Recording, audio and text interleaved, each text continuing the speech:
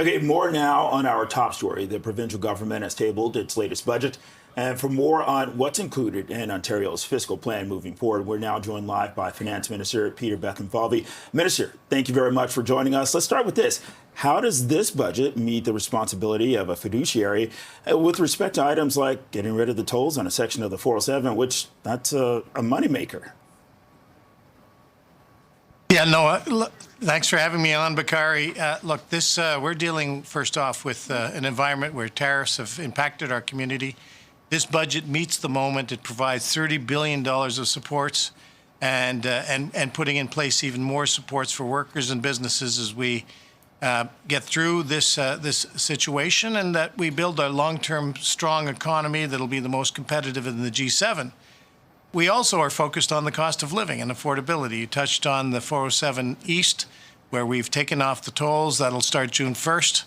The legislation is passed. We've made the gas tax cut permanent because the cost of living and affordability is still an issue for many people. And we've been doing everything in a very fiscally responsible way. We've retained the path to balance, one of the few provinces that are budget balance within 3 years.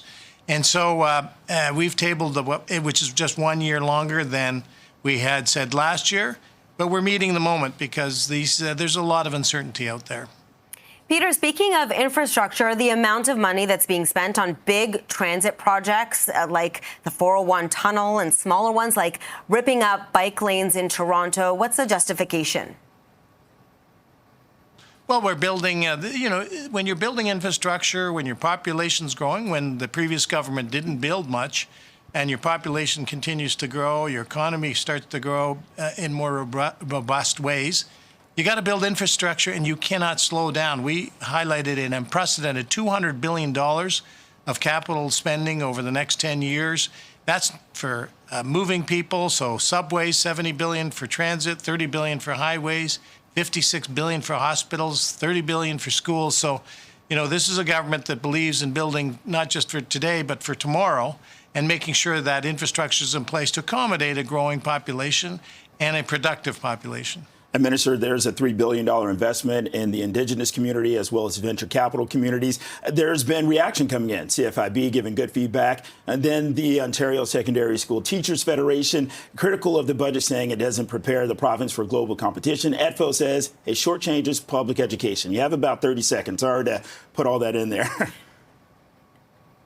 Well, I would completely disagree. We're providing more funding for teachers and for students. That's important to families, our children.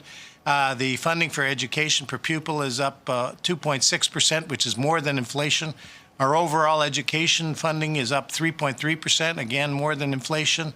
And we're hiring more teachers. We're putting in a program for 2,000 more teachers. So we're going to continue to invest in our children, and they're our future.